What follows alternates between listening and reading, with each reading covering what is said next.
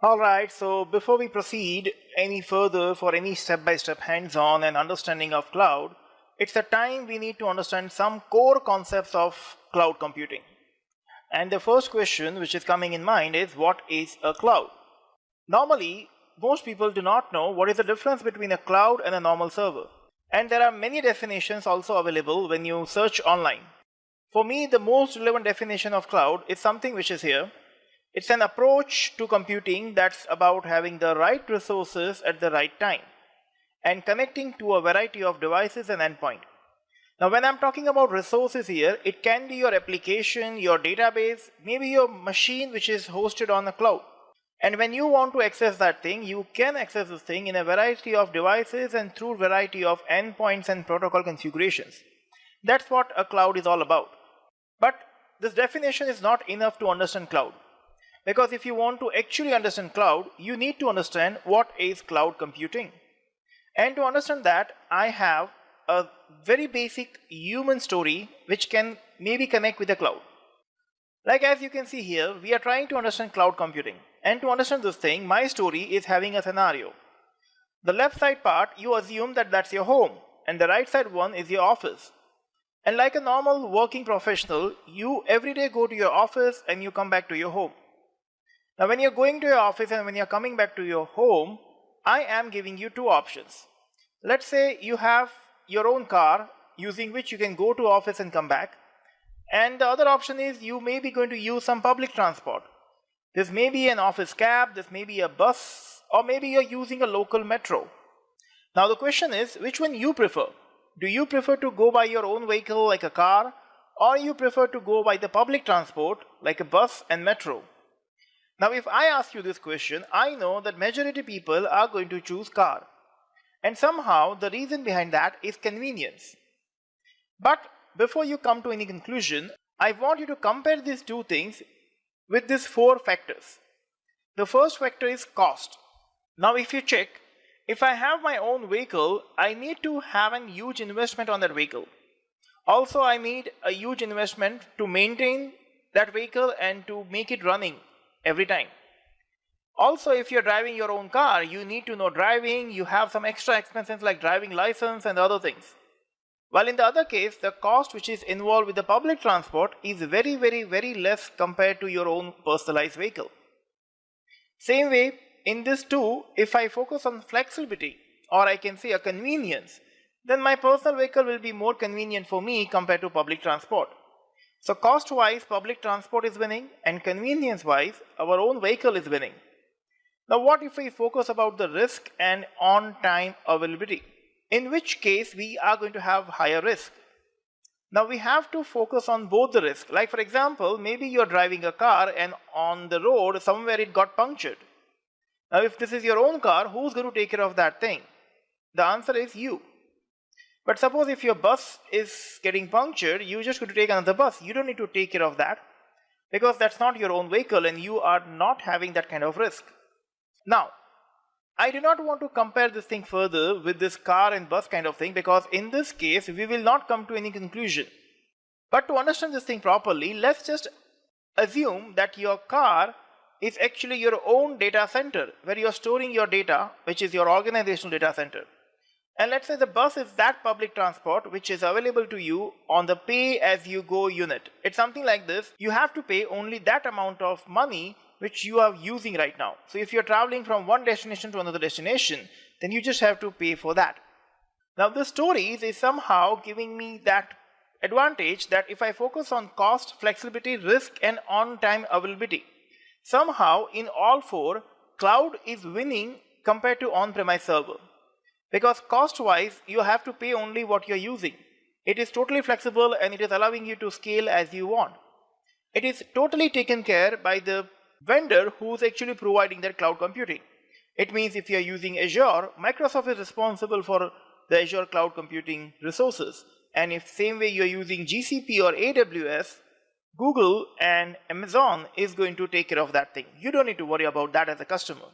And all the cloud computing environments are providing you on-time availability of your resources. In short, somehow we have something called 99.99999 and there are multiple nines which are available in the high availability. And that's why your resources will be always available to you. Technically, you'll not have a downtime. These are those factors which are actually making cloud computing different than normal servers. And that's where we need to understand that what is a cloud and how it is different than a normal server. Now, continuing this story, there are a couple of key concepts which we need to understand the cloud properly. As I mentioned right now, the high availability is talking about the on-time availability. We have a scalability and elasticity, which is focusing somewhere on the risk factor as well as the flexibility which you are getting because of cloud. Same way, we have a global reach. Depends upon the cloud provider which you are using, you will have a global regions available across the globe. And you can decide where you want to host your resources. Security and disaster recovery is also taken care by the cloud provider. And you do not need to maintain a high infrastructure, expensive infrastructure with resourceful manpower 24/7 to continuously take care of that. All this cost will be reduced and the pain is also going to be reduced with that. When we talk about cloud, there are three different cloud models which are available in all the clouds. Public cloud, private cloud, and hybrid cloud.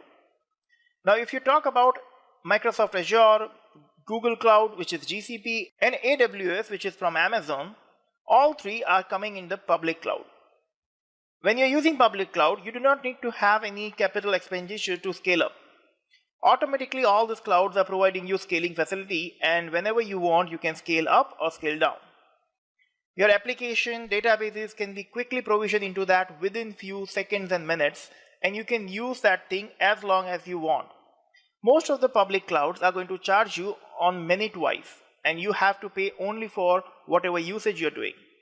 If you're focusing on the private cloud, this is more like extending your existing data centers. Let's say you do not have one data center, but you have 8 to 10 different data centers available in the different part of the world. In short, you have your own private cloud. And when you are taking care of this private cloud, your organization is actually having full control over that. It's like your own vehicle. It's like your own personal car, which is totally taken care by you, but you also responsible for resources and security and everything which is happening in that. While the other option which is available and nowadays very popular is a hybrid cloud. Most of the time, hybrid cloud is combination of public and private. There are organizations, even though public cloud is having so many advantages, they are not ready to move everything on public cloud for security reasons. And that is the point we are going to take care of that thing in a hybrid environment where we are going to make our cloud enough flexible that we can connect our public and private both the clouds into one. The organizations are going to decide which kind of things they want to put on public cloud and which kind of things they want to keep it with them. Also, they take care of the full compliance, security, and the legal requirements for their clients and for their products. To understand public cloud scenario, you have to understand these three words which I mentioned. When we talk about Microsoft Azure, Azure provides everything as a service. And that's why when you talk about infrastructure, platform, and software, they have three different flavors to use cloud. It's something like they are giving you a package or a combo deal kind of thing.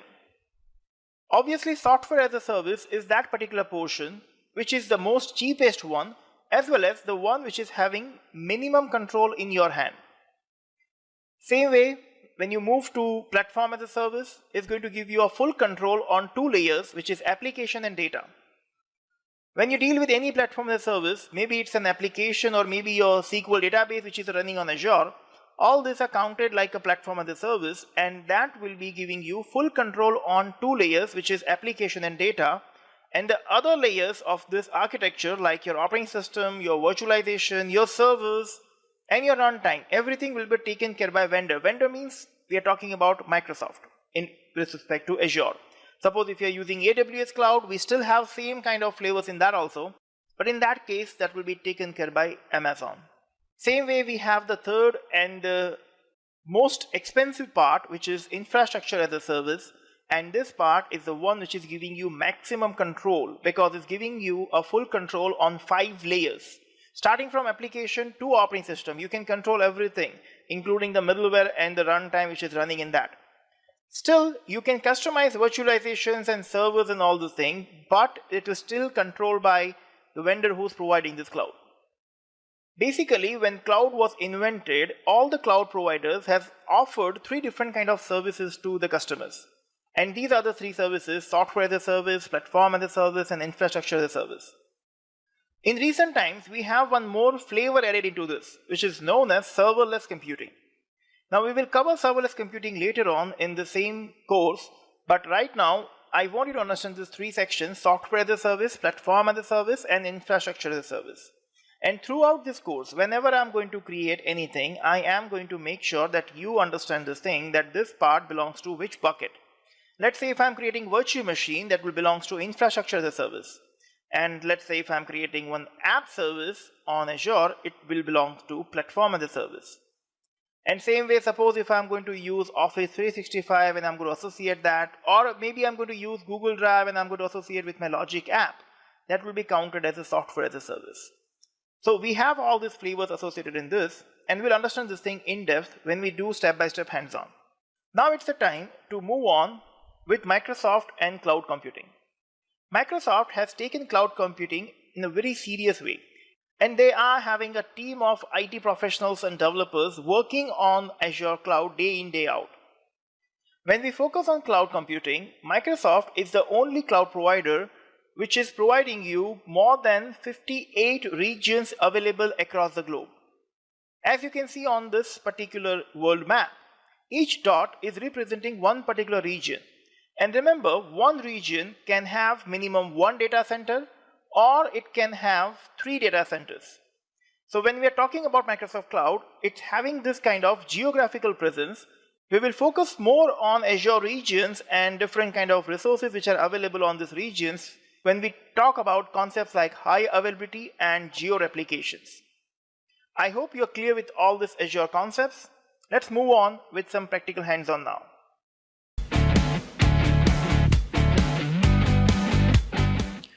Alright, so it's the time to understand Azure Resource Manager. Now, we already know terms like resources and resource groups. We know that in our portal, we have seen that resource groups which are going to have multiple resources inside that. And these resources can be of different types, and it can also belong to different locations. Now, let me tell you one thing, that this resources and resource group terms are actually launched with something called Azure Resource Manager model. This model came up with this new portal which we are using nowadays.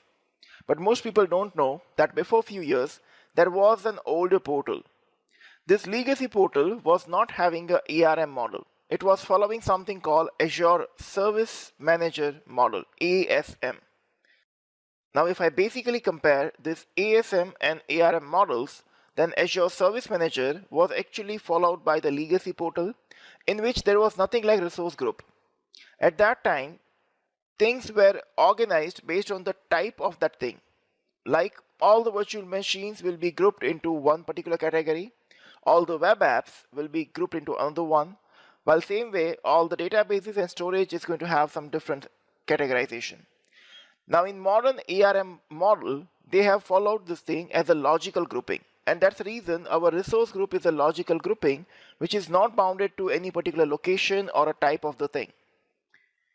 When we create Azure Resource Manager based resource groups, our resource groups are going to be either a project name or a client name kind of thing, which allows me to group them into one.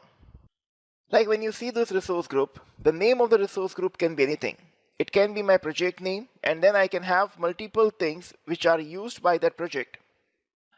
It is also going to help me in moving this multiple things into another resource group.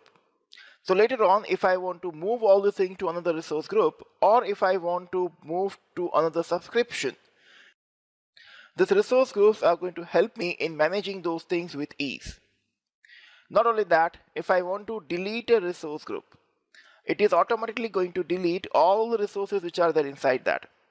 So it saves me a lot of time that I don't need to go to each and every individual resource and I need to delete this. I can delete a resource group which will delete multiple things, and also it's going to take care of the dependencies. It means if you have resources which are dependent on other things, like I have a SQL server and it has a databases inside that. So it's an obvious reason that I have to delete a database first and then I can delete the full server. But when I delete a resource group, I don't need to worry about the dependencies of my resources. My delete resource group option is going to take care of all the dependencies. Also, when we go to access control, we know that this is associated with the authentication and authorization. It means your resource group model also associate with the security. If you want to give access to a particular user up to a certain resource group only, then that's also possible that you can give access rights to a particular group or a user that he cannot access anything outside this boundary. These resource groups are having all these advantages which really help us in managing multiple resources in a particular subscription.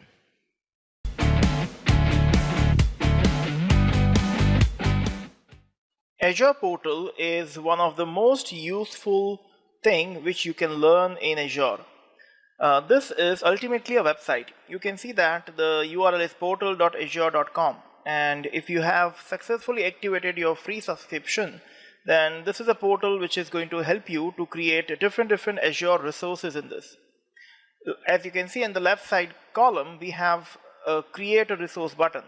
And if I click on this, we have flavors of resources available in this. If you want to create a virtual machine, or maybe you want to create a containerized applications with Kubernetes or maybe container registry, or maybe you want to host a simple database which is a SQL database, or maybe a MySQL or PostgreSQL.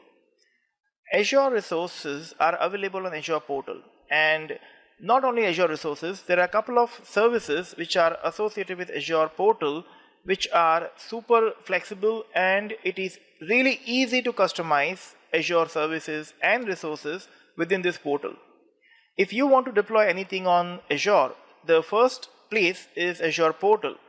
While other than Azure Portal, there are people who can use PowerShell, or they can use even this one which is known as Cloud Shell. We'll see Cloud Shell in some time, but right now I want you to understand different sections of this Azure Portal. Like you can see, when I close this thing, this screen which is visible here is known as dashboard. If you want, you can add multiple dashboards here, and in different dashboards you can have different sections available in that. When you choose your dashboard, it's going to switch that thing and it's going to show you whichever section you have added into that. Then we have something which is known as home. This home is providing you all the recent resources which you have checked, and then it's giving you different sections where you can deal with your subscription, you can deal with the templates available on this, or you can see the services which are available from older portal. Yeah, this is also something which I want to add, that there was a classic portal before this. So when Azure was invented, this portal was not there. This portal launched by Microsoft in the year 2014. And then from that point onwards, they have shifted everything to this new portal. In this new portal, everything which you are able to see which is having a word classic, this simply means that this is available in this new portal, but this belongs to the older model which was known as a service model. The important part of this portal is resource groups and resources, and you can access any of your resources which is inside a resource group. So you can see I have a 4 resource group inside this resource group section, and if I want to see all the resources, it's going to show me all the resources. Also it's showing me the details of that, like this belongs to which resource group, which type of the resource it is, and also it belongs to which region. Azure Portal website is really improved in last couple of years, and Microsoft is still working on this, and they are actually working on this and making this thing better and better every day. Now, we all know that Azure Portal is allowing me to create resources and different kind of resource groups easily. So we have varieties of things offered by Azure in this, and if you want to create any of those things using this portal, we can just follow simple steps and we can create it. Ultimately, this Azure Portal is nothing but a website, and one of the important feature of this website is this button. You can see when I move my mouse on this top edge, is showing me that we have something called Cloud Shell. If I click on this, it's going to open the bottom bar, in which it's going to show me that I can connect with something called Cloud Shell, which is allowing me to connect with this Cloud Shell, and I can fire a scripting using PowerShell or Bash. Because I am creating this thing in my account first time, it's showing me that you do not have any storage mounted for this. Now don't forget, we have something called Azure Storage, which is allowing me to store a couple of files into my Azure account. It's asking me that you please create a new storage, so I'm going to click on Show Advanced Settings, and then I can choose my region and the names of my resource group and storage account. I'm going to click on Create a New Account, and I'm giving my new shell 345. That's the name of the resource group. Name of this, I'm giving my shell 345, and the file share inside that, I'm giving my file share 345. I'm using this number into this just to keep the uniqueness into this, because there are chances that sometimes when you create a new account and a new resources into this account, you will have issues and you'll have conflict because somebody has already created things with the same kind of names. So I always advise you put your name or some unique number with that to remove this conflict. If I click on Create Storage, there are chances that it's going to deploy one new storage in this resource group. And then if I go to my resource group section of this account, I am going to have a new resource group with this storage account created inside that. Remember, this storage account is going to be associated with my Cloud Shell, and then this is that process which I have to do only once. You can see it's created and now it's initializing my account for Cloud Shell. After a few moments, this process will be done and I'm going to get my command prompt kind of terminal. Yes, now my terminal is ready, and you can see it's showing me PS for PowerShell, and it's showing me that we are able to fire some commands into this directory. Focus on certain things, like on the left top corner, we have a drop down from where we can switch from PowerShell and Bash. PowerShell is one of the widely used scripting language from last couple of years. And same way, even Bash is also equally popular. There are a number of administrators who advise and who prefer Bash on top of PowerShell. Same way, there are a couple of there who actually love PowerShell. When we are dealing with Bash or PowerShell in this Cloud Shell, remember, literally you can do everything which is possible with this Azure portal through these commands. Actually, there are a couple of things which you can do with PowerShell, but you cannot do this thing directly in this portal, because ultimately this portal is nothing but a website which has some limited features available in the UI. But if you're dealing with Azure Cloud, almost everything you can do with PowerShell and the commands of PowerShell.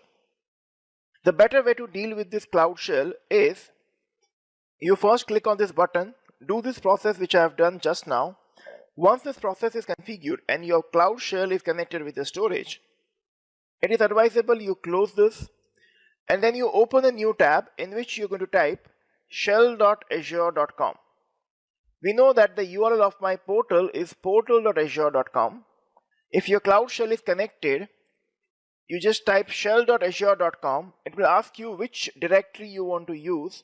Let's say I'm using my default directory in which I have configured my Cloud Shell. And this is going to give you a better UI where your Cloud Shell is available in a full screen.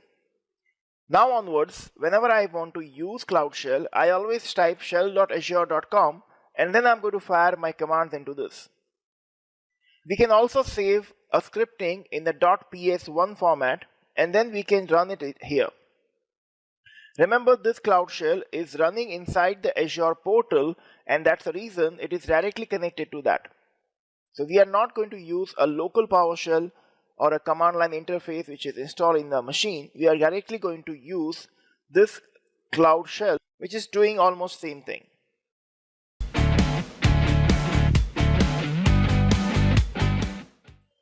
We already know Azure subscription, but now it's the time to deep dive into this. As a definition, Azure subscription is actually a logical unit of Azure services that is linked to an Azure account. And obviously we know this thing because As I said earlier, before starting this particular course, I'm sure you have your own Azure subscription. If that is organizational subscription or if that is free, that's also fine. It's ultimately a subscription which is allowing you to associate all this logical unit. It also helps you in security by controlling which kind of resources you want to give access to which user and to whom you want to restrict. And it also helps you to configure and understand your billing boundaries. Like you can see here, I'm inside my subscription, and left side in this particular column I have clicked on subscriptions. You can easily find out same thing in all services also. When I go inside subscriptions, in my account, if I have multiple subscriptions, it's going to show me list of those. I have one subscription right now. The unique subscription ID for this particular account is visible here. My role for this is an account admin, and the cost which I have consumed so far is this much.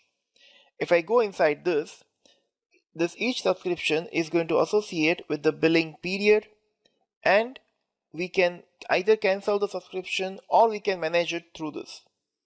It is also giving you a detailed analysis of your cost which you have consumed for particular resource and the spending limit which you have associated with that.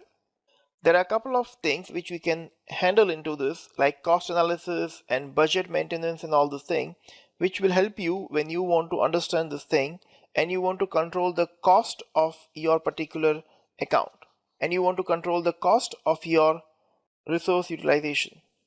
Now coming back to this, we already know that we have something called Azure AD, and there is one confusing question which I want to ask right now. We already know that we have a hierarchy, like resource group is going to have multiple resources inside that, and now multiple resource groups will be inside Azure subscription. But now the question is, Azure subscription is that particular piece which is also including accounts like identities in Azure Active Directory or in a directory that is trusted by Azure AD, like your organizational or a work or school organizational account. Now when you have any existing work or school account, or I can say your organizational AD, and when you associate that with Azure AD, that part is also coming under the umbrella of Azure subscription. And that's the reason this is a bit tricky, because Azure subscription can have association with multiple AD, and that's the reason one Azure subscription can have multiple Azure Active Directories inside that. To understand this thing, if I go back to my portal, you can see that on the right top corner, it is showing me my user account which is associated with my email ID. And there is an option switch directory.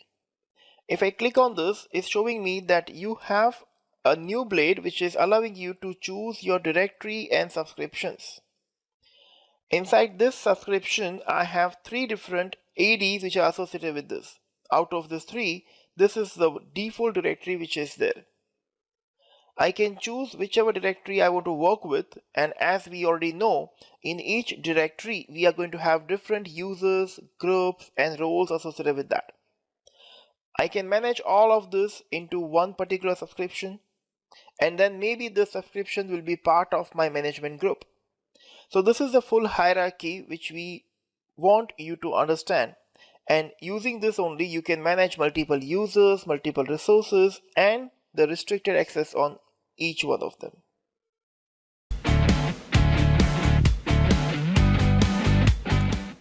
In this lecture, we want you to understand Azure Active Directory. Now, if you have questions like what is Azure Active Directory and how it is different than a normal organizational Active Directory which you have seen in your organization, obviously you are aware with this that in your organization also you are part of the domain. And when you have joined this organization, they have technically added you in that particular domain, and that's the reason you got your username and password using which you can log in as an employee. If I focus on the official definition, Microsoft says that Azure AD is your universal platform to manage and secure identities. Now, identity itself is a big word, and Microsoft has divided identities into 4 different sections, which are known as 4 pillars of identity. These four pillars are authentication, authorization, administration, and auditing. We'll focus on identity in depth later on, but right now, even Azure AD is not this simple with this one-line definition. To understand Azure AD, you have to understand a couple of features and the services provided into Azure AD, as well as the different offers, or I can say different versions of Azure AD which are available to us. As you can see in this diagram, Azure AD is not a one simple directory, but actually it is a Active Directory which is going to have group of users and roles associated with that, using which you can connect your Azure Active Directory with literally anything. You can have number of applications which can connect with AD, maybe some other cloud-based applications which are counted as a software as a service, or maybe some other Active Directory which are part of your organization can connect with Azure Active Directory. And you can globally manage all these users and identities of those users in one umbrella. That's a basic goal of Azure AD which we can achieve with different versions of Azure AD.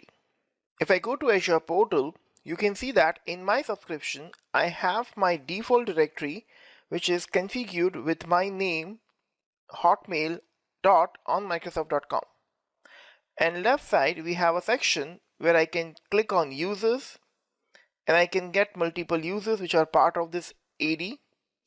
If I go back to groups, it's going to show me different groups which I can configure inside this, or if I want to download the existing groups which are available in my any other existing AD, I can deal with that. The most important part which I want you to see right now is left side we have two sections. We have first which is known as identity governance, and this identity governance is actually allowing me to control the rights access associated with different users. I can create and manage multiple security related things inside this. If I focus on another section which is Azure AD Connect, this is actually that tool which you can see you can download from this particular link. And this is that particular software which you can download and install in your server. And then your server can synchronize with Azure AD. This is simply used by administrators when they want to synchronize their organizational server with Azure AD. And the moment you install this and configure this thing, your services like ADFS can also associate with Azure AD. And then your existing all the users of your organizational AD is going to associate with Azure AD. You can also associate your on-premise applications with Azure AD, and you can get all the insights through monitoring with that. There are a couple of features which are not part of free Azure AD, or I can say a basic Azure AD. As you can see on Microsoft, if I go to my Azure Active Directory pricing page, this pricing page is showing me that we have three different flavors of Azure AD which Microsoft is offering to us. The free version has a limited number of users as well as limited number of applications and features in that. You can go through this in detailed comparison of this thing later on, or by yourself you can do this thing, but what I want you to focus is when we go for premium AD, which is P1 and P2, when we go for that, there are certain features which are only available in that. Like you can see left side, we have a features which are Azure AD Join, or we have a feature which is conditional access, multi-factor authentication. These are those features which are associated with this particular course, and if you want to use this thing with a practical hands-on, you have to have either premium P1 or P2. Feature and pricing wise, P1 and P2 are also different, and you can get the detailed comparison between these two in this particular link by yourself. In this course, when we are going to go for multi-factor authentication and other features which requires premium AD, we will activate our premium version of Azure AD. But as of now, just understand that Azure AD is not like a normal Active Directory. It is actually combination, or I can say a centralized controlling mechanism which is associated with your existing AD, your existing applications which are maybe on Azure cloud or maybe on on-premise or some other cloud, and Azure AD is allowing you to connect with all these applications and users at one place.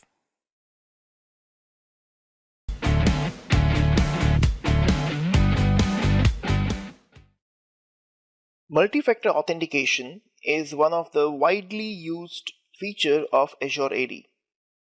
And to use this thing, first thing you can notice, I have switched to my organizational AD. So I have switched to my organizational AD inside which I do not have the same users which were there in the previous AD. That was my default AD associated with my Azure subscription, and this is a separate Active Directory which I have created later on.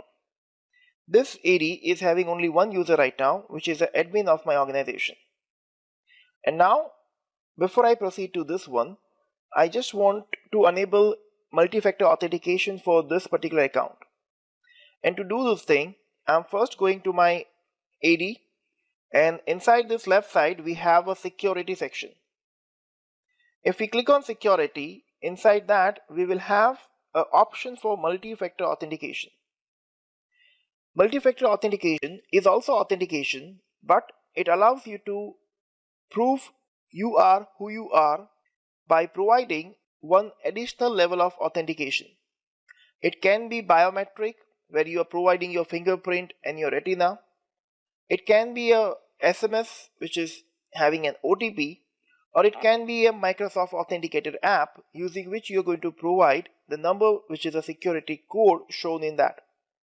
We can have different kind of configurations for multi-factor authentication, and right now when I click on this, it's going to show me that you actually do not have multi-factor authentication associated with this. As we discussed earlier, to use this feature, I need to get a free premium trial.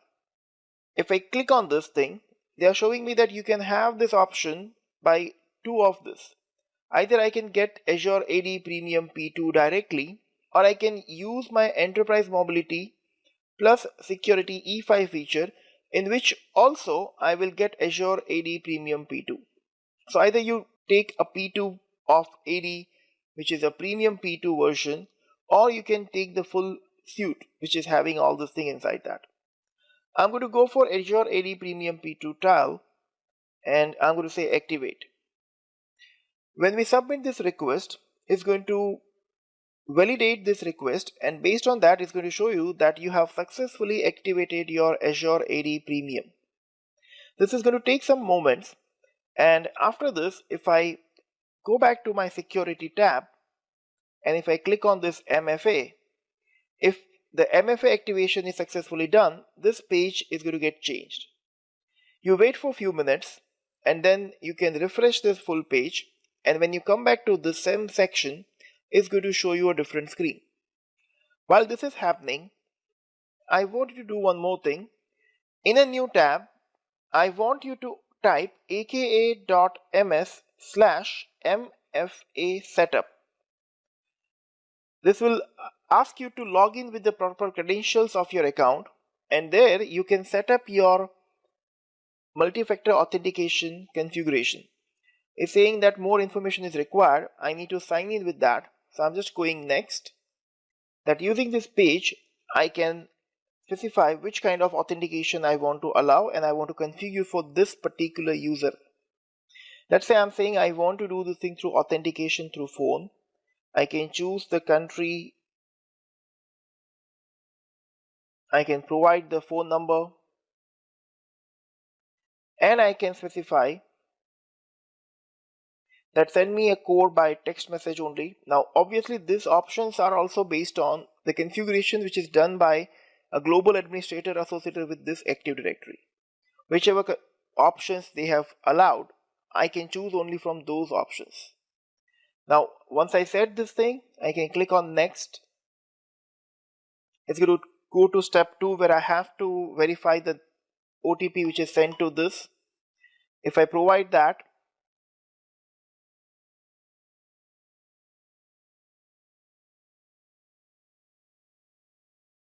and if I verify, This will be that particular setting which I want you to do right now, because there are chances that when I do this kind of configuration, there are few people who are going to put some conditional policy access into Azure AD account, and they are going to lock themselves. After that, if you do not have a multi-factor authentication enabled, then you're not able to unlock your account. So there are chances that you can lock yourself with these conditions and the rules which we are going to configure. So my phone number is already set. If I want to additionally set an authenticator app also, which is Microsoft Authenticator app, we can do that, but I do not want to do that thing right now. One authentication association with this is enough. I'm refreshing my browser page back to in that Active Directory, and now if I go to security, maybe that will be enabled.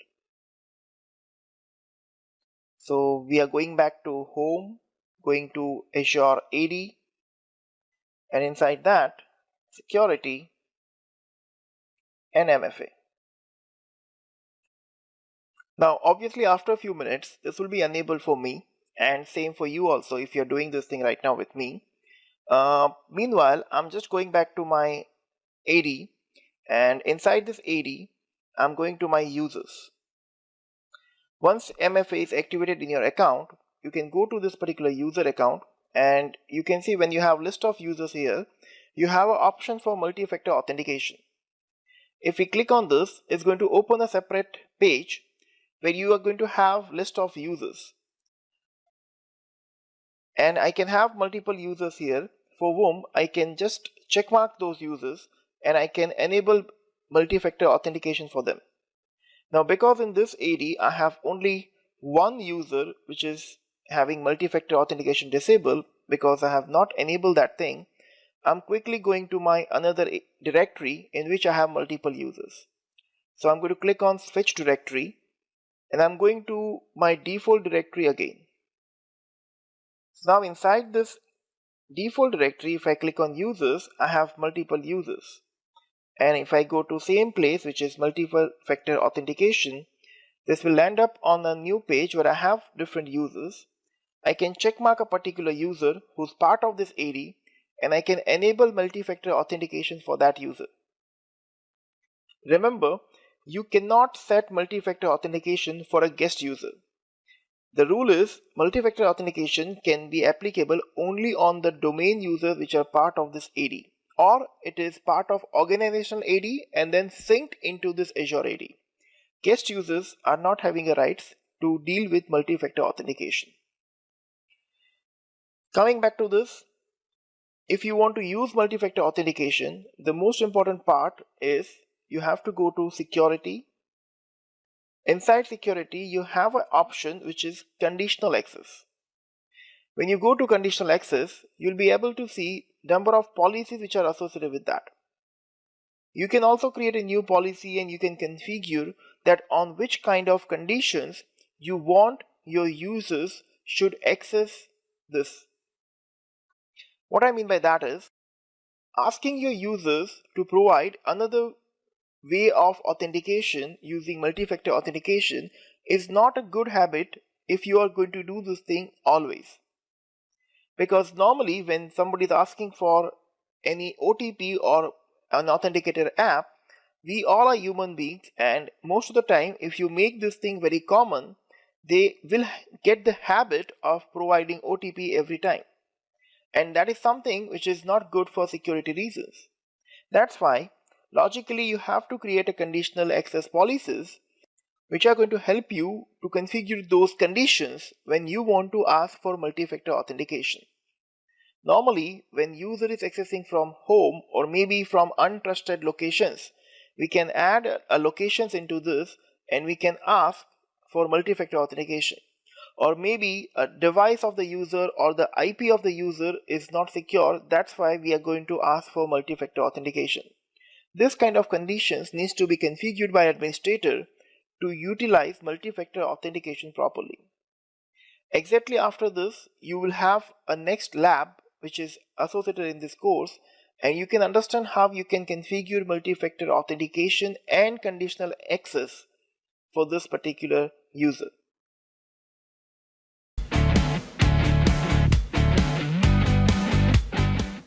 Role-based access control is that feature of Azure which is allowing you to control authorization on a particular resources. As we know, identity has four pillars: authentication, authorization, administration, and auditing. Like we know, multi-factor authentication is a piece of authentication pillar. Same way, role-based access control is a piece of authorization. Like if I go inside my one of the resource group, we have a section which is access control. This is actually role-based access control, which is renamed into access control now. If you go through another cloud providers like AWS and GCP, then you'll get to know that this is something similar to IAM, Identity Access Management. This Identity Access Management simply means that it allows you to control based on the identity of the user that which kind of things he can access. This access control, when you click, is going to have four sections inside that. You can assign a role to a particular user on that particular resource. You can deny that assignment. You can figure out which kind of access that user is having, and then you can see the assignments, or you can assign the role from here also. And then we have a last and important section which is showing you available roles associated with that thing. Now you can check right now if I am inside my resource group, and then if I click on this access control, I have list of available roles which are there. Again, all these are built-in roles, and if I want, I can create my own custom role inside that. Like you can see, one of this role is right now custom role, which I have created with my own customizations. And after this, when I want to apply this role to a particular user or group, we can do that thing. Also notice, here I have a long list of available roles.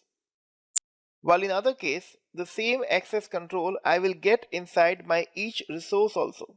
So if I go inside resource group, I have access control. And let's say if I click on particular resource, let's say if I go inside an application which is chat with Maruti. Now if I go inside this application, there also I have access control IAM. This option will be available in each resource and each resource group of your Azure subscription. And that's why role-based access control will help you to control this thing at different levels. But the change is, if I go inside this access control and if I click on roles, because I'm inside a particular resource, this is not going to show me all the available roles in that. It's only going to show me those roles which are applicable on this type of resource. So now this is your choice. If you want to do a role assignment on a particular resource level, or you want to do this thing at the resource group level. You want to use a roles which are built in, or you want to create your own custom role. Azure Role-Based Access Control, Azure and Azure Active Directory offers you two types of role-based access controls. The left side one is your normal Azure Role-Based Access Control, which I have shown you just now, which you can access on Azure resources and resource groups. It supports for custom roles. As I can show you, we have a list of inbuilt roles and in which you can create a custom role also. If you want to know how you can create a custom role, exactly after this video, we have a practice lab associated with this in which you can create a custom role using PowerShell.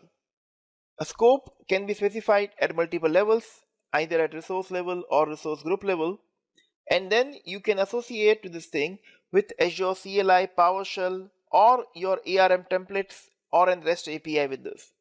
In other case, when you go with Azure AD roles, now we have already seen this thing, inside Azure AD also we have roles, and when you go inside that, remember that is allowing you to access only Azure Active Directory objects.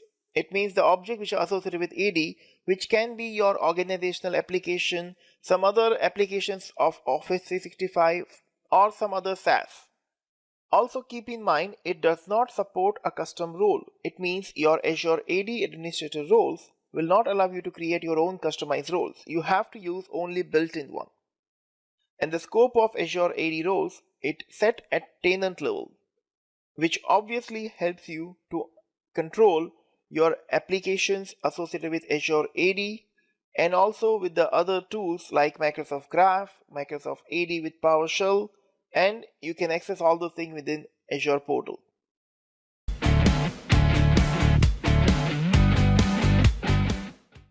Microsoft Azure offers you network services, and there are a variety of customizations which are possible with this network services. Now we know that somehow virtual network, load balancer, application gateway or CDN, whatever is mentioned in this particular screen, everything actually associated with some hardware. So somewhere we need an infrastructure or a hardware which is connected with all these things. Microsoft Azure is providing you to configure and manage all these hardware resources virtually through our Azure portal, as well as you can handle this thing through PowerShell. When you're dealing with Azure Virtual Network or Load Balancer, you are actually able to configure this thing through private IPs and the public IP address spaces in that. And you can also use this thing to automatically scale your multiple virtual machines which are connected with your virtual networks. You will have advantage of configuring all the security related things like firewalls and network security groups with inbound and outbound rules into this.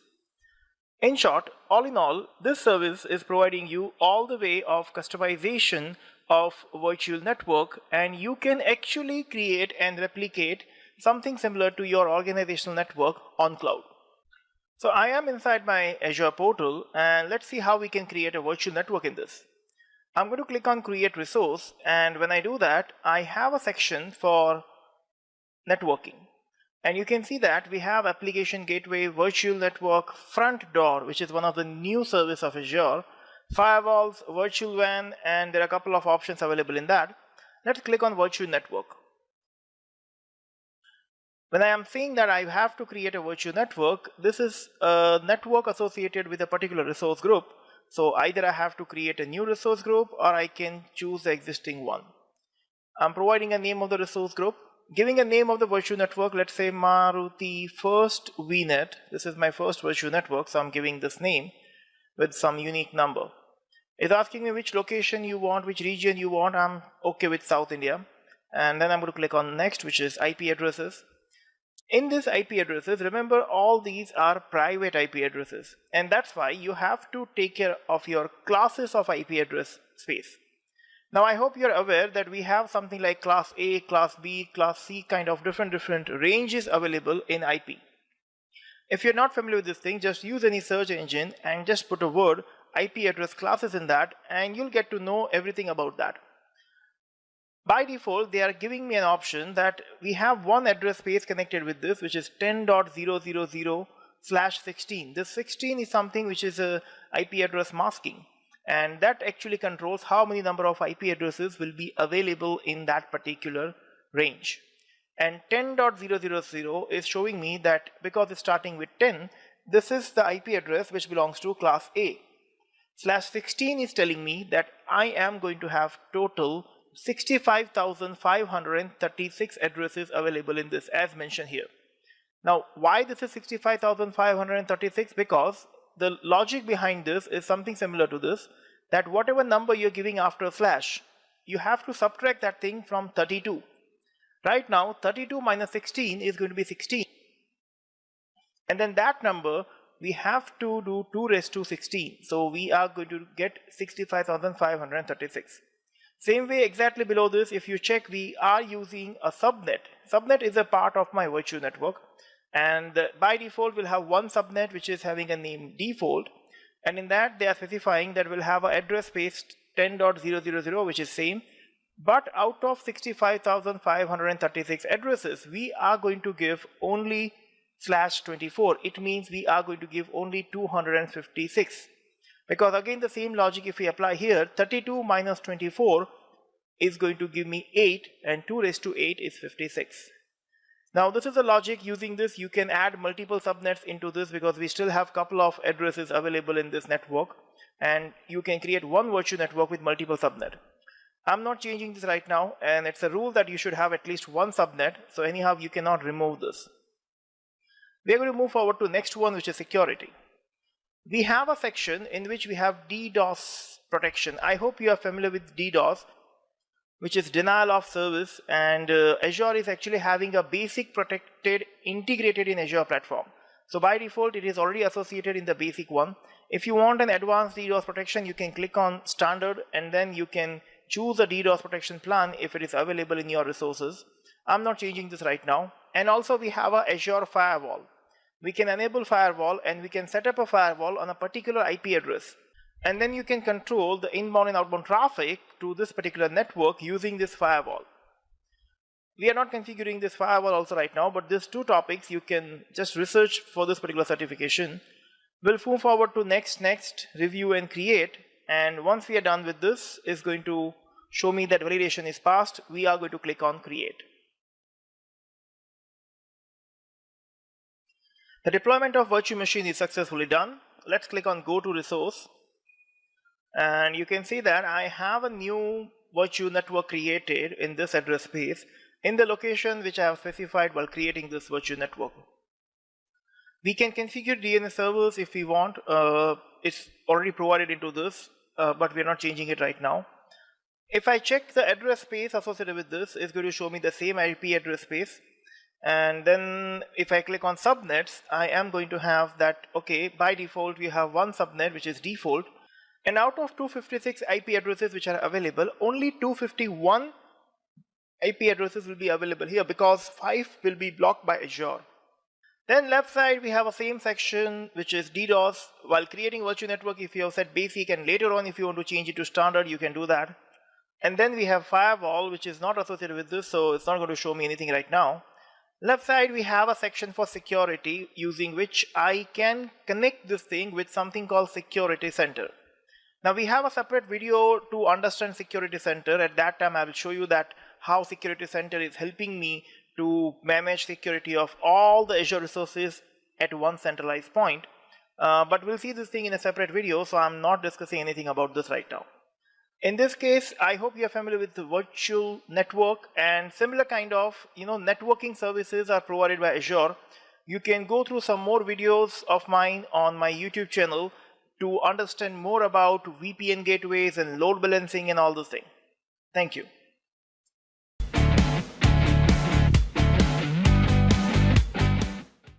Alright, so it's a time to create our first ever virtual machine, and I am assuming that we do not have any virtual network, we do not have any drives, we do not have any resource group created for this virtual machine right now. We will try to create all this thing in one shot and we'll make sure everything works at the end. So now let's click on create resource, and when we do that thing, the first ever thing which we are able to see here is the Windows Server 2016 data center. And as I said, virtual machines are the one which are the most popular one. So let's select this one. Just for your kind of information, on Azure portal we have more than 800 different virtual machine images available. The image which we are going to follow for this particular demo is Windows Server 2016 data center. If you want to choose something else, you can decide that and you can choose that. It's asking me which resource group you are going to use for this. I am creating a new resource group with the name training RG, and then the virtual machine name I am giving Maruti VM123. So it's going to be my name, virtual machine 123. That's fine. This is my bad habit. I give my name everywhere. If you also follow this thing, it will help you in keeping it uniqueness. Which region you would like to choose for this? I am choosing East US because I know East US is the one which is having multiple zones available in that. Do I need to configure availability options right now? Yeah, if I want, I can do that thing, but I do not want to do this thing right now. In the image option, Windows Server 2016 is there.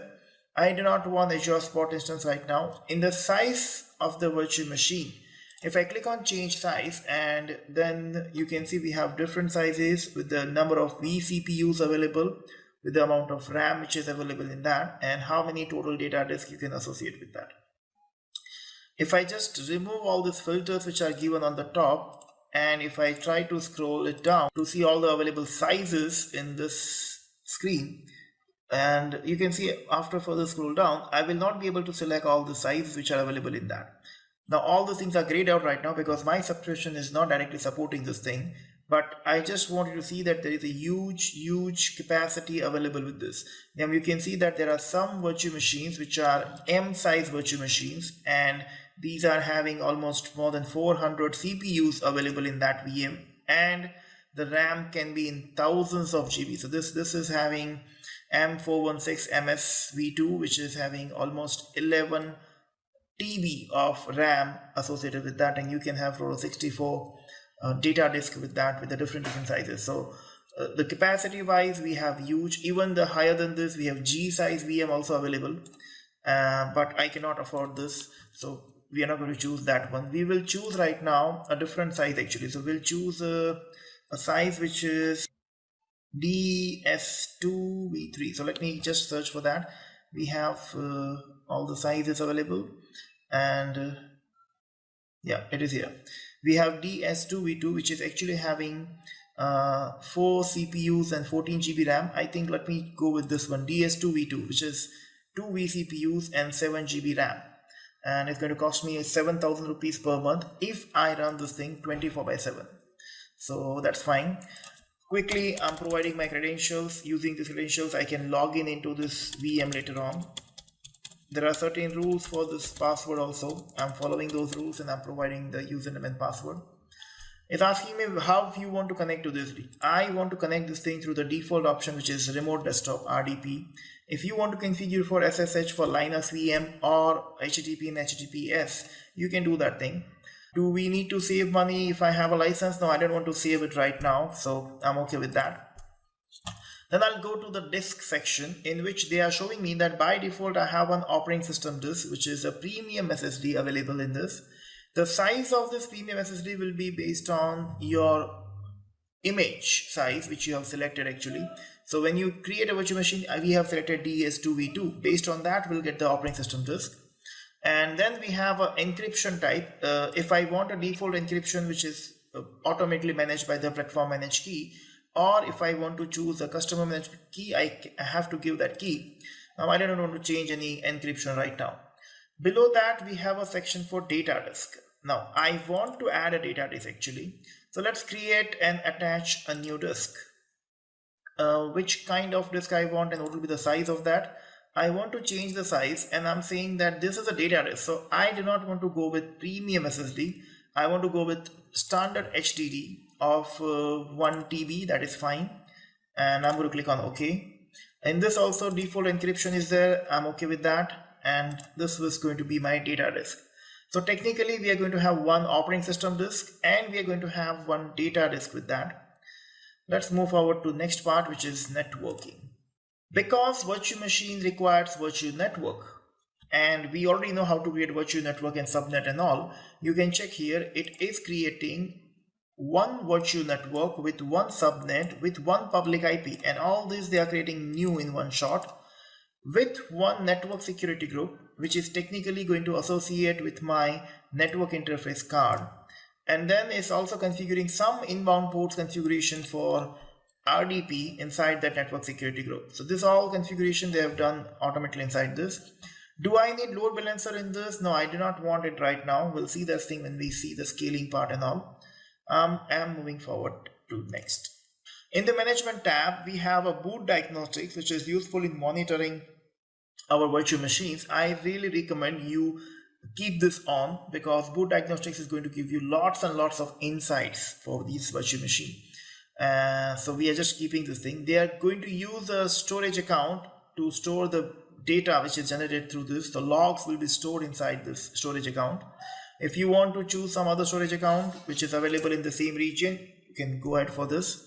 And then I'm clicking on next. We have something called extensions. Virtual machine extensions are actually those predefined tools which can associate with virtual machine, and at the time of creation of your virtual machine, it can just add on a couple of useful things into that. Now if I click on this link, which is select an extension to install, we have a couple of extensions which are available from number of third party. Like you can see, we have Symantec, Puppet, Chef, NVIDIA. These extensions are developed by this organization, and if you want to use this extension with your virtual machine, you can go ahead and do that thing with all the configuration. but number of virtual machines extensions are going to charge you in that case. I want to use a very simple extension right now, which is a custom script extension. Now remember, adding an extension is not a necessary thing. You can totally skip this. But in this case, I want to add a custom script extension, which is going to be based on PowerShell. So let's click on create. When I do this thing, it's going to ask me, where is your script file? You just give me a PowerShell script file. I am going to browse one basic PowerShell script. Let me show you. In my machine, I have one very simple PowerShell script, which is just having one single line in that. I'm firing a command of PowerShell, which is get process, and I'm generating all the processes which are running in that machine into a separate file in a C drive called getprocess.txt. So it's very simple PowerShell script, but if you want to try, you can put anything inside this, and I just want you to see that this code, this script is going to get executed when your virtual machine is created. So let's select this file. I'm going to my C drive, and inside that I have this process.ps1 file is uploaded into this. If I have any arguments in that, I can give it. I do not have, so I'm just going to click on OK. So that custom script extension, which is from Microsoft Corporation, we have selected that one, and then we are going to click on next, which is tags.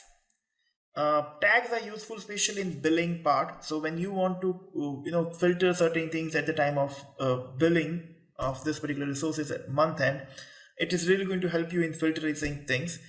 We do not want to give any tags, no change in review and create. This review and create screen is going to show me my estimated cost on the hourly basis, and you can see that it's showing me that it's going to cost me almost 10 Indian rupees per hour, which is quite cheaper. So I'm okay with that, and it's fine. It's showing me the security risk. Okay, it's open RDP port. I'm okay with that. We are just going to click on create. Once validation is passed, it's going to submit this deployment, and it's going to generate one ARM template for this virtual machine. I want you to observe the process which is happening right now, because when this is showing me that your deployment is underway, is actually following this template which is visible at the left side. And this template is actually purely JSON based Azure Resource Manager template. So this is an ARM template in which they are showing me that totally in one shot they are deploying 9 resources with almost 30 parameters values in that. This is that configuration which we have given right now in each and every step. If I want to reuse the same thing again and again and again, I can easily download this template right now, and I can share it with my team members, and I can tell them that you can use it later on with the same configuration. Or if I want to add this thing to library, there is a separate template library available for ARM templates in your subscription. So you can directly save it there, and later on you can use it as it is without any wasting time in all these things. If I go back to overview tab, it's showing me that it is deploying multiple things in this. It's going to take some time, and after that this virtual machine with that resource group and all the other things which we have created will be ready. We'll see this thing in the next video.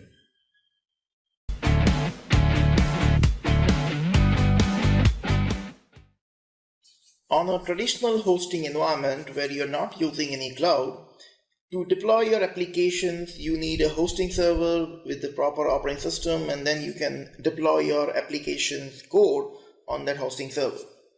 When you're dealing with Azure, all your applications like your web app, your API app, your mobile app, or your function app, all these are actually coming under the umbrella of app service. And to deploy any app service on Azure, you need Azure App Service Plan. This app service plan is going to define a set of compute resources for your web application to run. It determines performance, pricing, and the features which are connected with this app service. You can have multiple app services running on one single app service plan, and then within the app service plan only, you have to define the region where you want to locate this thing and the number of machine instance, because app service plan is the one which is associated with scaling of your web applications, your app services. So when you are dealing with the vertical or horizontal scaling, you're not actually scaling your app services, you are going to scale your app service plan. Let's see first how we create app service plan and which kind of pricing and sizing options which are available in that. I am on my Azure portal and I'm trying to create a new app service plan.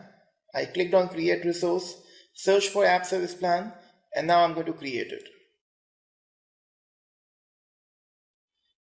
For the resource group, I'm again going to give the same resource group name which I always use. It's a new resource group name, and after every recording I always delete that.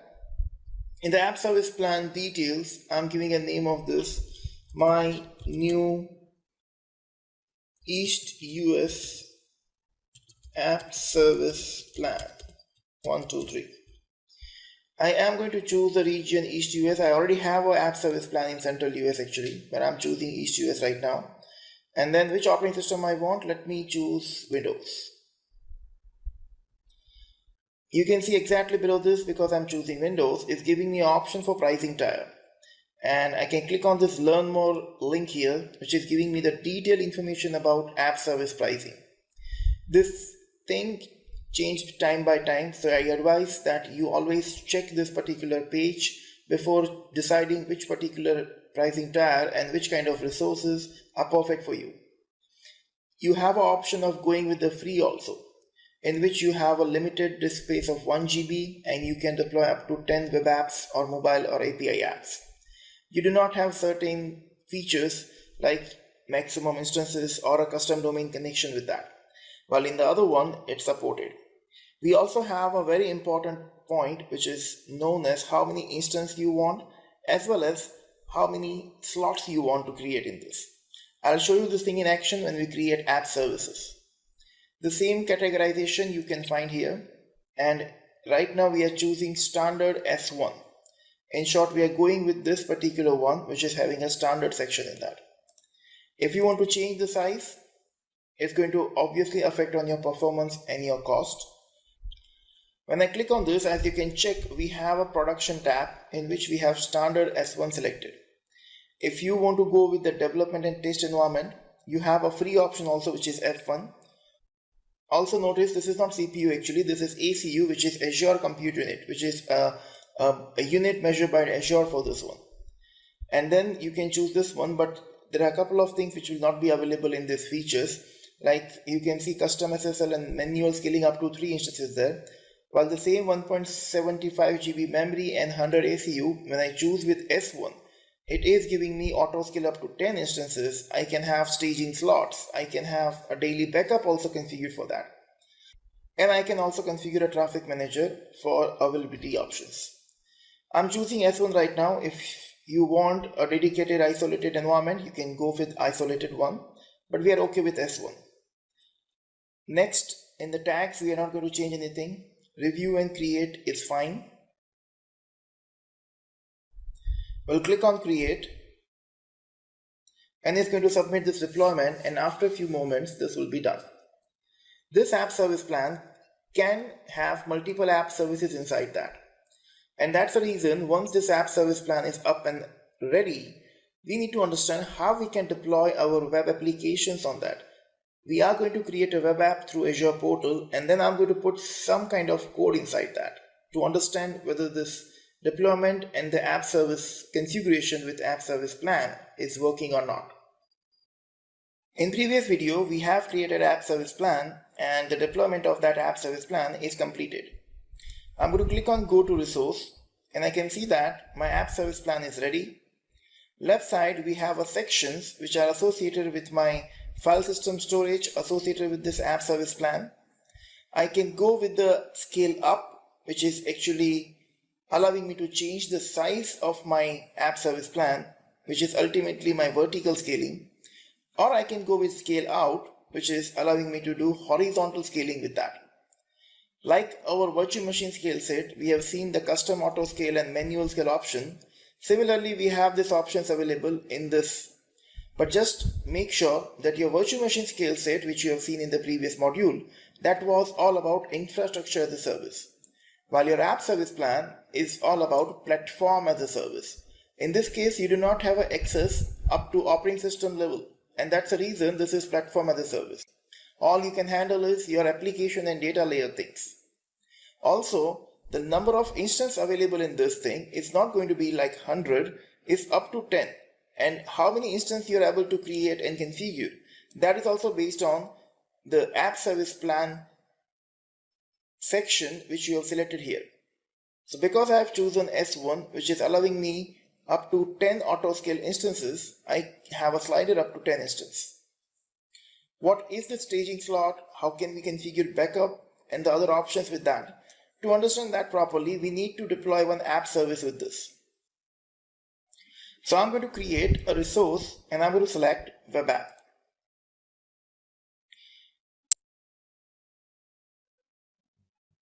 We are choosing a same resource group, which is training RG. I'm giving a name of my web app instance, which is Maruti Test App 123, and this will be a fully qualified domain with this, which is this name.azurewebsites.net. So that is fine.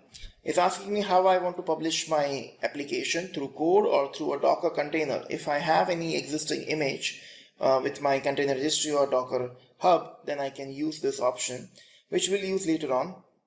Right now we are selecting code. In the runtime stack, we have a couple of options. I am choosing my favorite ASP.NET version 4.7. And in the region, I'm going to choose East US because we already have our app service plan in that. So I'm choosing East US, and you can check it's automatically detecting that we have one Windows plan in East US, and that is this one. If I do not want to use this, I can click on create new and I can choose the new service plan also. The SKU and size is already selected in this automatically based on the service plan which you have selected. We do not want any application inside and monitoring right now for this, so we are clicking on no, and then I guess everything else is fine. We'll just quickly click on create. Also notice that in the review and create page, we do not have any costing information. We do not have any estimated cost for the web application because Azure do not charge you for web application. It always charges you for app service plan. So your app service plan is already selected into this. Now you can deploy multiple applications on the same app service plan, and there will be no extra additional cost for that. After some time, my app will be deployed in this. It will be available on this very soon. Meanwhile, I'm just going to open my Visual Studio 2019 in my machine, because once this app is ready, I want to deploy some code also into that. Don't worry, it's not going to be very much inside this. It's just like you have a very basic application. I know that this particular video is recorded for the administration course, so you're not a developer and you don't know any programming knowledge in that. But just if I click on create an application, and in this I want to choose ASP.NET web application because I have selected .NET Framework 4. So I'm choosing ASP.NET web application. We are clicking on next. It's going to ask me that what will be the name of that application. I'm okay with web application 109 with the .NET Framework 4.7. It's asking me which kind of a template you want. MVC is one of the most popular and used one. So I'm picking MVC only. If you want, you can pick Web API also, and you can deal with that. We'll click on create. Once we do this thing, it's a very basic application which is going to get created in my Visual Studio. And this application is having some well-designed home page with some content on that.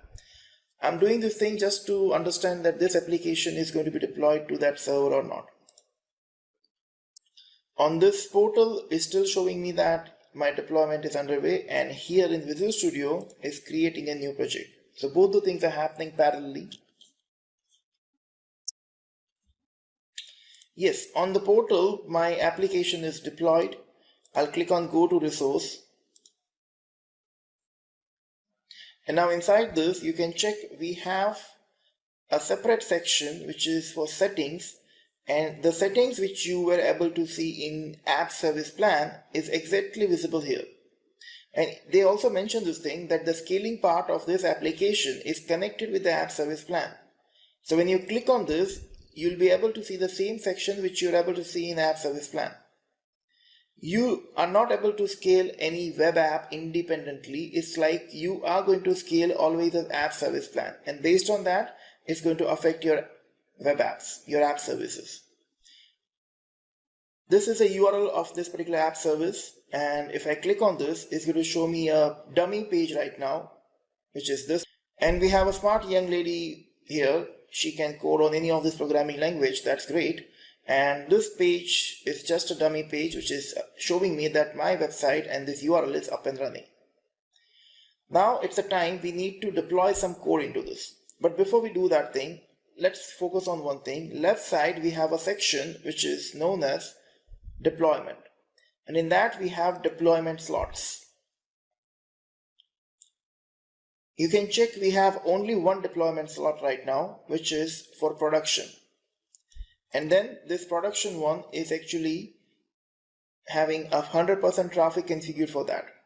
Now normally in the traditional development environment, nobody deploys directly on production. We always deploy on the separate staging slot first, and then we can shift that thing to production if everything is working fine. I also want to follow the same way, so I'm going to click on add a slot, and I'm giving a name of this staging slot 1. Do I need to clone some configuration from this application? No, I do not want to clone anything right now. I am just going to click on add. Now assume my production site is already having some content. For us, that is that dummy content which is visible. And we are setting up a new staging slot within the same app service.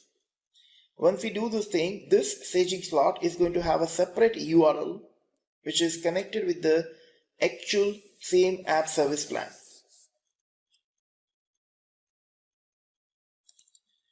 My new staging slot is created. If I click on this, I am getting a similar kind of properties which I was getting in app service, but this is not an app service, this is just a slot of that. We have a URL which is a temporary URL with the staging slot 1 word in that, and if I click on this, this is also showing me a same kind of application page. So this is also set up, this is also ready, and it's using a same app service plan as we discussed. Now I want to deploy something on the staging slot first. So let me do one thing. On the top there is a button called Get Publishing Profile. To deploy an app code on this particular app service, we have different ways available. I'm going to use one of the easiest way, which is this one.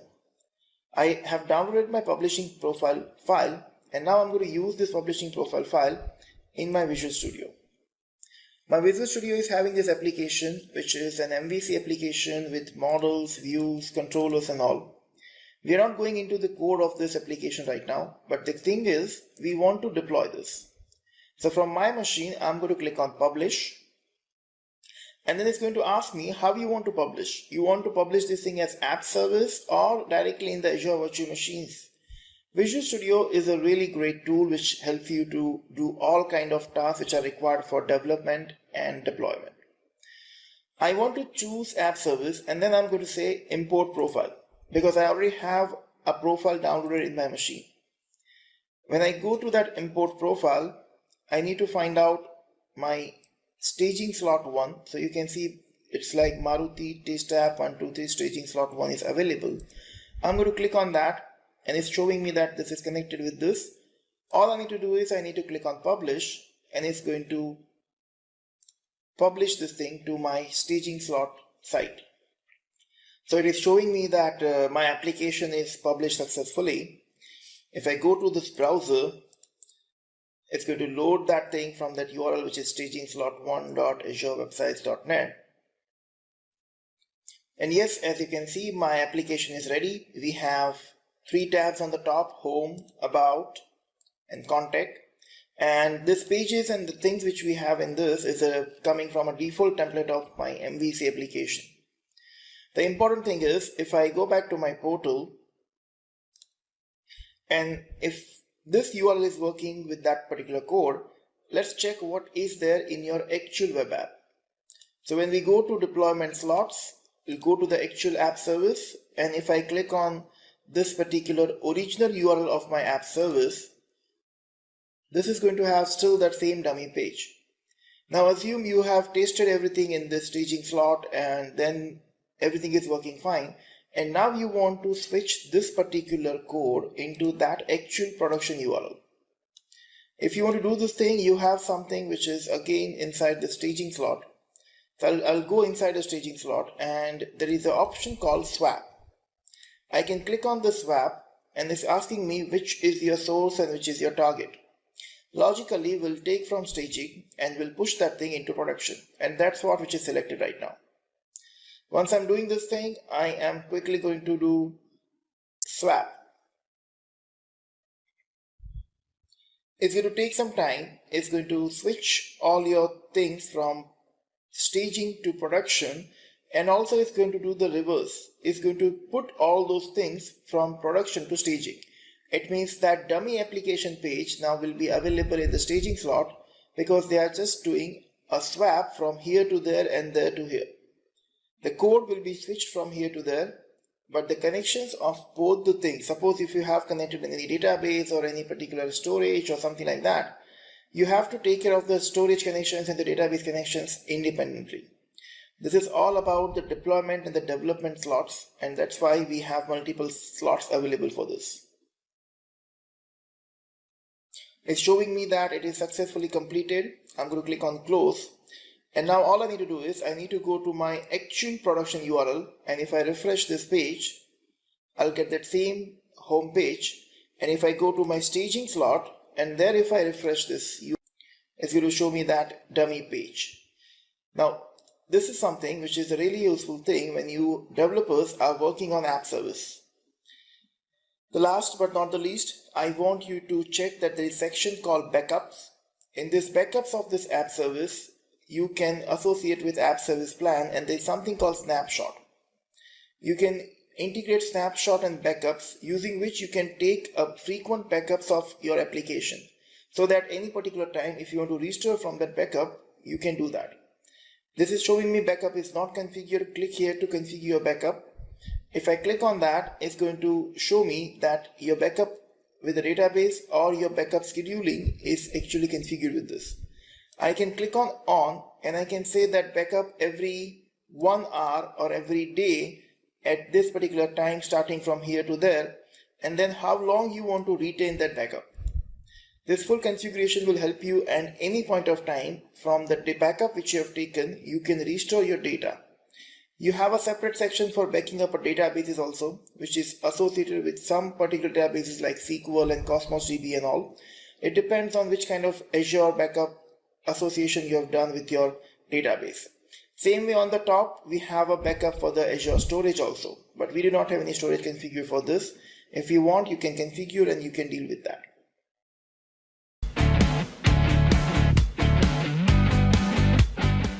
Alright, so now it's the time to learn Azure functions.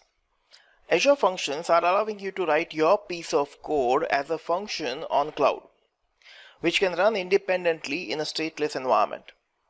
Azure functions are actually part of serverless computing if you choose to run this thing as a consumption plan. To deal with Azure function, we have two different flavors. A platform as a service, if you're choosing app service plan which you already have, or if you're going with the function as a service, then you can choose this thing as a serverless, in which Azure is going to allocate a computing whenever you're going to execute the Azure function. And this is something which is one of the cost effectiveness, because you do not need to pay for any compute which is continuously allocated to that function. You only need to pay for the execution time whenever your function is actually executed. Azure functions are actually going to provide an open source web job code.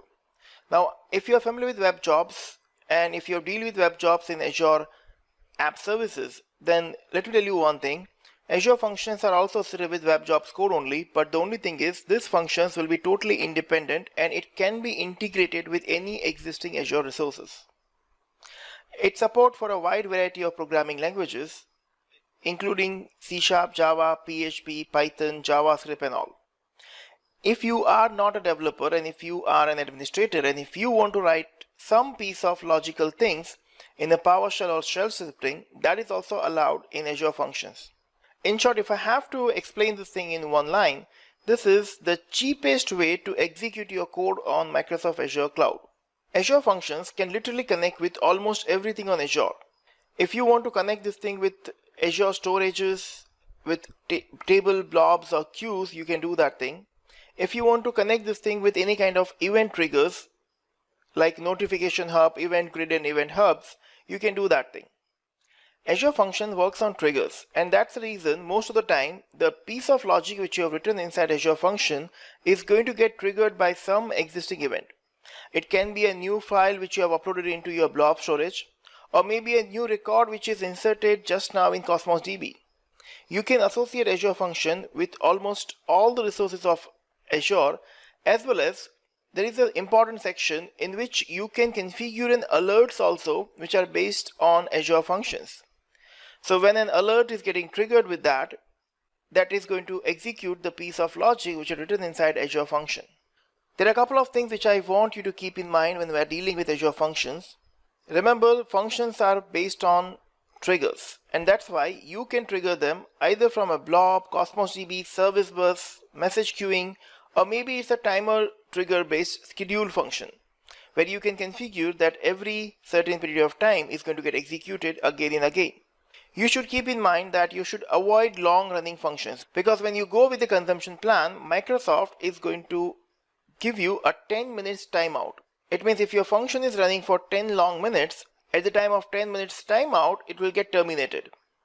Same way, if you are dealing with any HTTP request and using the HTTP request, if you are doing request and response, then the timeout will be reduced to only 2.5 seconds.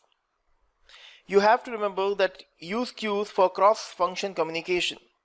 We have a concept called durable function, which I will cover later on in this course. And if you're dealing with the function-to-function communication, durable functions are really easier one. Or you can go with something called Azure Logic App, which is also a part of a serverless computing. Always try to write a stateless function, because these are going to be an idempotent and a stateless function, or I can say a piece of code, which is going to be helping you in your number of requirements. Lastly, I strongly recommend you to go through this GitHub repository where you will find number of samples on Azure Function host. Once you're familiar with these basics, let's have a look at this Azure Function app and Azure Function inside that in action. Okay, so it's the time to create our first function app through Azure portal, and I'm going to click on create resource, and we have function app here. I'm creating a new resource group, and inside that we'll deploy this.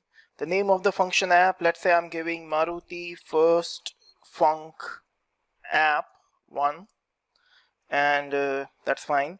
We'll publish through code. Runtime stack here has a couple of options. As we discussed in the previous video, we have different options available here. We have .NET Core, which means C#. Node.js is for JavaScript, Python, Java, and PowerShell is also there. Let's choose .NET Core so that we can get the C# code in that. And then in the version, we are choosing 3.1. The region which is associated with this thing, let's choose Central US only. We are okay with that, and we'll click on next. The moment I click on next, you can see it's showing me that to store the code, the piece of code which you're going to write inside your functions, to store that code, you need to associate this thing with the storage account. You can choose your existing storage account if you have, or in my case, I'm creating new one. Which kind of operating system you want to use while hosting these functions? I am choosing Windows. And then here is that particular drop down, which is making sure that this one is going to be serverless. Now, if I choose consumption plan, it's going to cost me only when I execute my function. And this costing will be based on the time of that execution, which is already occupied by that particular code. Now, if I choose consumption, technically, I do not need to pay any amount until unless I execute that thing. And suppose if I go with app service plan, it's something like this, that if I have any existing app service plan, I can choose that thing. And in that case, because I'm already having an app service plan, technically function app will be free, because it's not going to cost me anything extra even if I run functions inside that. If you want to go with the premium one and you want really high compute with this, you can go with the premium and you can choose a dedicated compute for your function app. But in my case, I'm choosing consumption so that it's going to be based on the execution. Do we need monitoring right now? No, we do not want to do monitoring right now. We'll move forward and we'll click on create. Remember, the thing which we are creating right now is a function app, and one function app can have multiple functions inside that. So number of functions will be more inside this. You can have as many number of functions you want to create in this, but all these functions will follow the same runtime stack, which is .NET Core 3.1.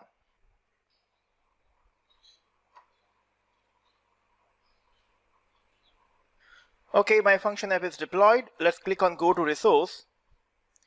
And inside this is going to show me that I have functions, proxies, and slots. There are three kind of things are there. Inside the functions, I will surely not have any function right now. So the first thing which I'm going to do is I'm going to click on this plus icon. It's asking me how would you like to create a function. You want to use Visual Studio, you want to use Visual Studio Code, or you want to go with the in-portal editor. Now, if you do not want to use any of these tools, you can go with in-portal, and literally you can write your code, test your code, and you can see the logs associated with that within the portal itself. Not only that, Microsoft is also giving you a couple of ready-made templates available here. As we know that Azure Functions works with the triggers, and every time the execution of the code will happen on the particular trigger. By default, right now we have two different templates, which is webhook plus API and timer. And if I click on more templates, we have more than 30 plus templates available within the portal itself. Let me click on webhook plus API, and this will going to be like a normal REST-based API where I can deal with the get, post, put, delete operations with HTTP. I'm going to click on create. My function is created, and you can see this is a function which is HTTP trigger 1 function inside this list of functions, and it's having some basic C# code inside this.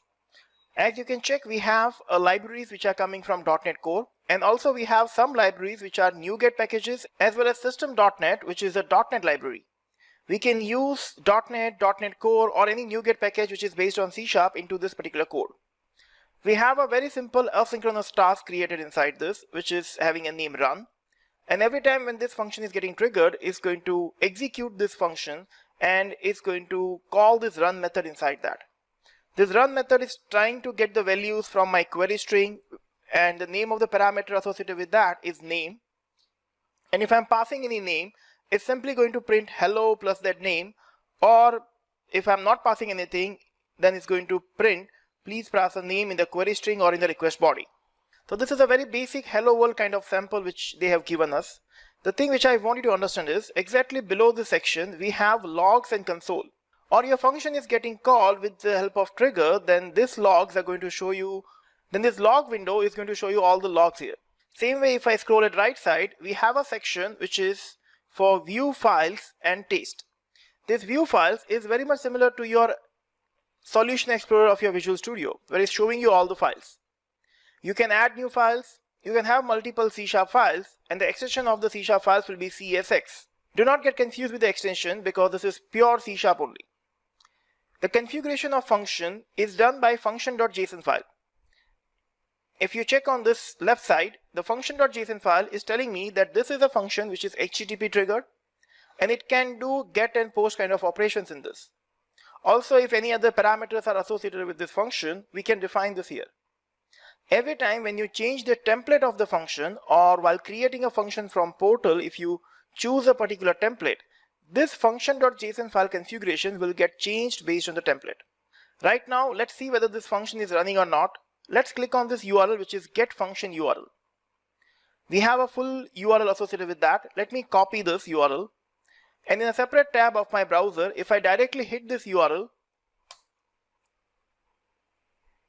it's showing me please pass a name or a query string or a request body. Now I need to pass a name. Now if you notice this URL, it's already having one query string parameter, which is code, which is nothing but a unique token for authentication. I am passing one more parameter in this using ampersand, and I'm saying the name which I want to pass is Mental Stack, which is the name of our website. And if I hit enter, it's going to show me hello Mental Stack. Now this is something which is telling me that just now when I have pasted this URL in the browser, and if I'm hitting enter in that, I am actually executing this function twice.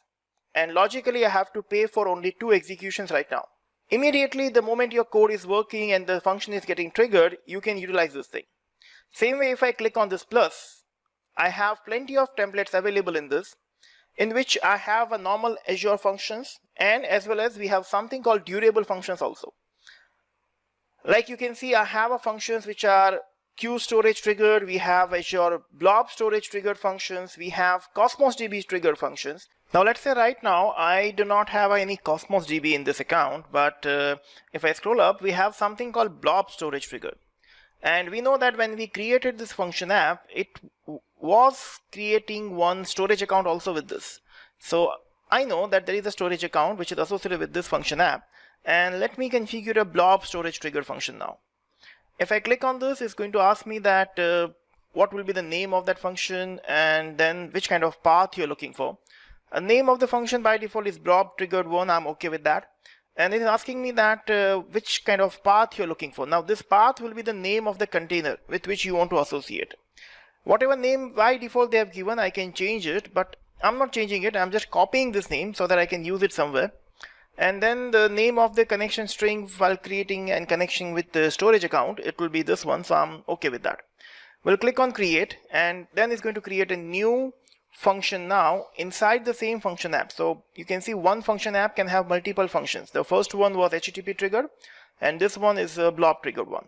It's just having one line inside this, is having a run method inside which we have parameters which are taking that blob and then printing the name of the blob with the size of the blob. And if I just move it right side, you can see that this time also in the view files we have run.csx file and we have function.json file.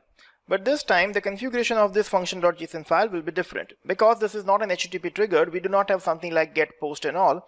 Instead of that, we have a type of the function which is blob triggered and the path of that function which is sample-work items. That's the name of the container which it is looking for. This is showing me that if I change my function.json file, then it's going to change the way the execution of this function is going to happen. To check whether this is working or not, I need to check one thing. I'm just going to click on integrate at the left side panel.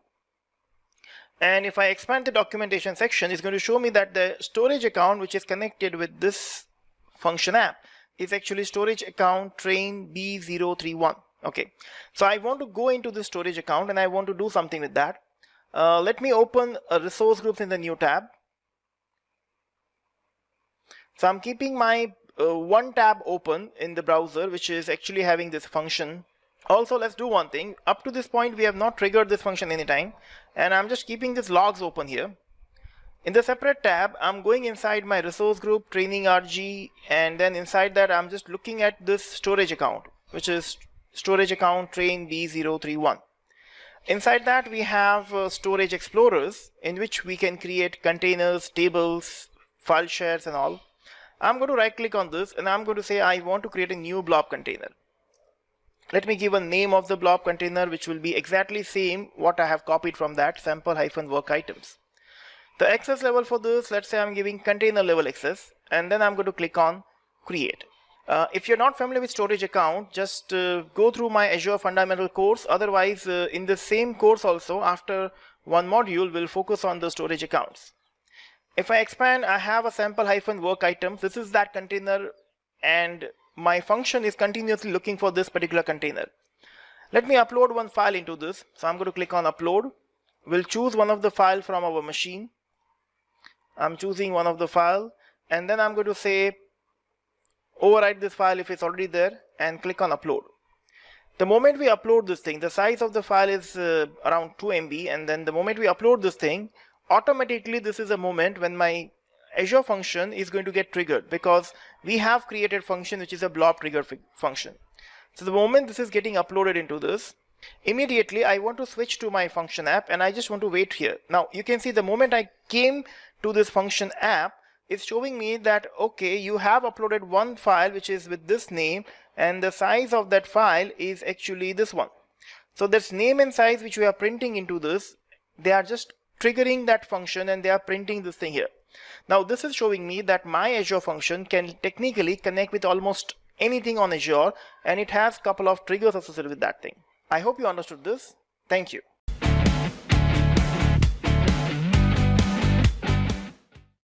Okay, now it's a time to learn one of my favorite service provided by Azure, and that is Azure Database Services.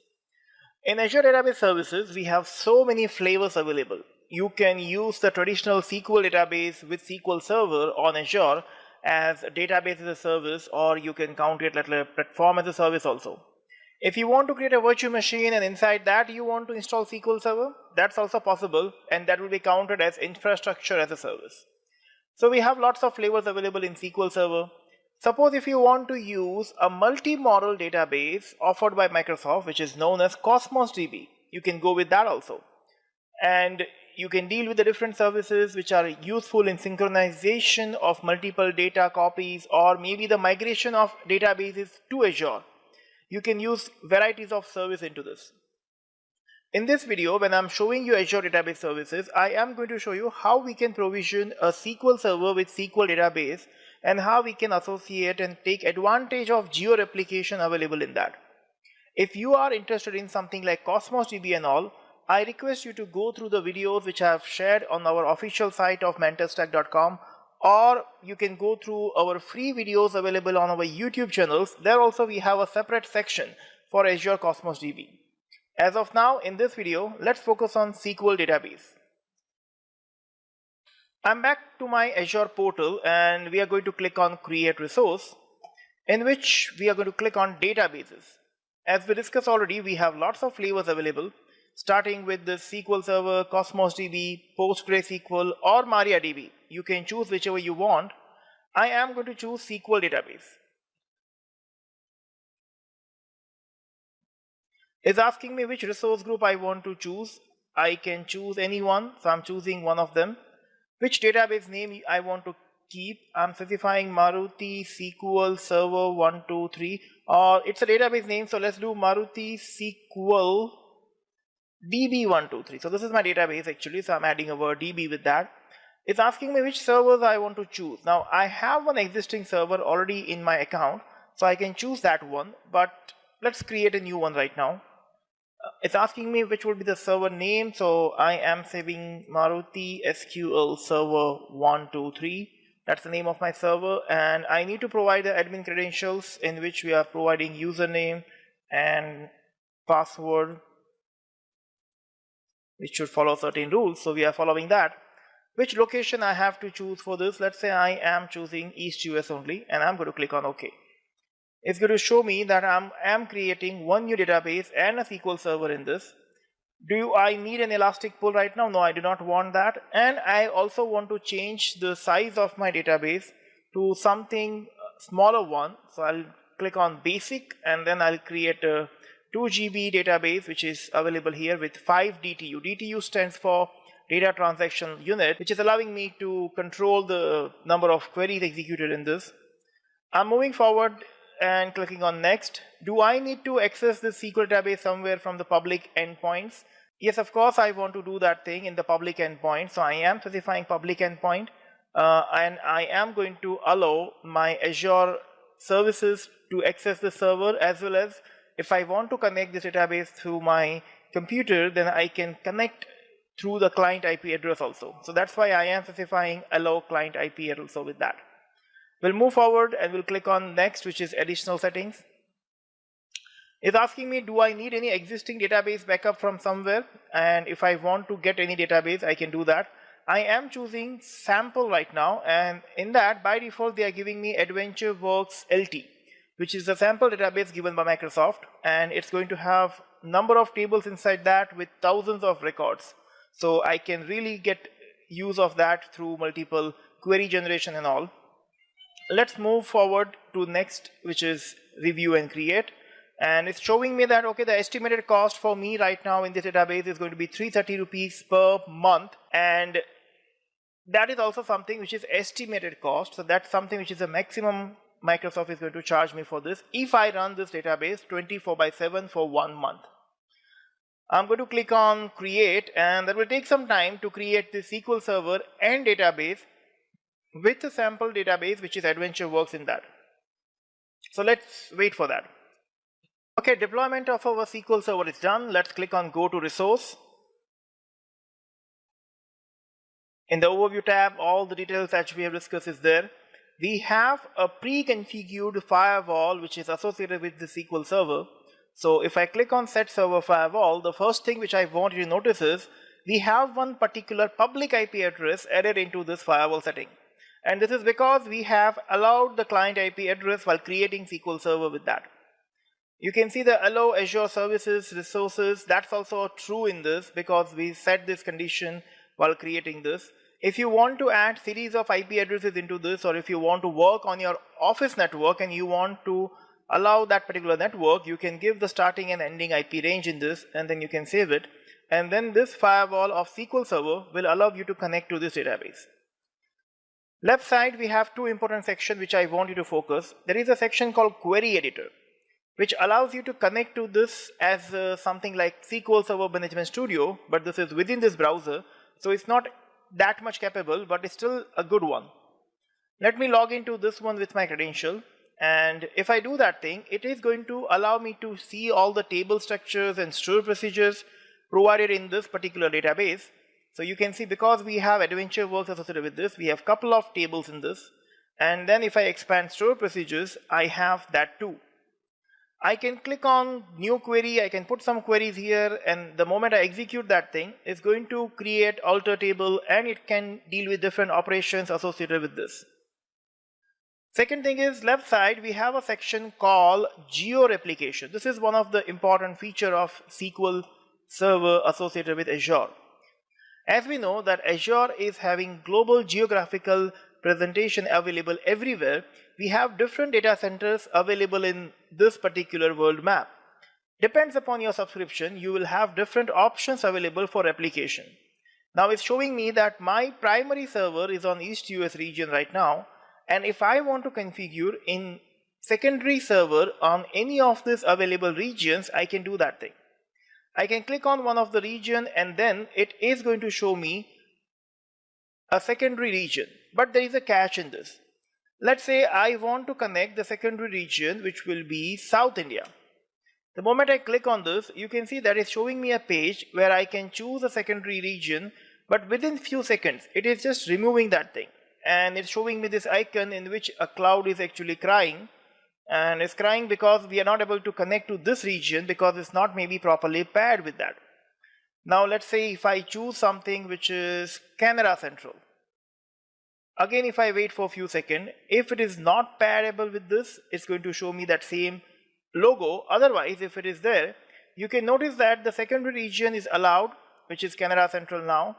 The secondary type will be readable because this copy you can use only to read data, just to remove the concurrency issues. I can configure an additional server, or if I already have a server on that region, I can select that also.